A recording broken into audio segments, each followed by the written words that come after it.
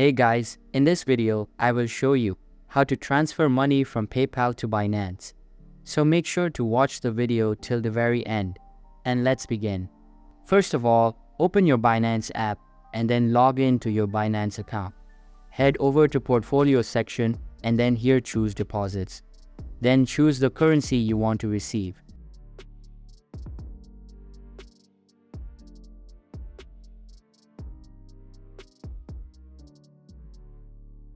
After choosing currency, you will get the address if your account is verified.